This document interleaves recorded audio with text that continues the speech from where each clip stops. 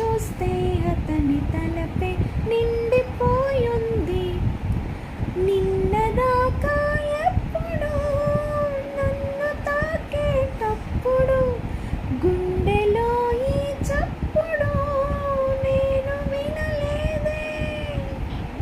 అలగవే హృదయమా, అనుమతైనా అడగలేదని తెలుసునా మనసుకే తొలి కదలిక.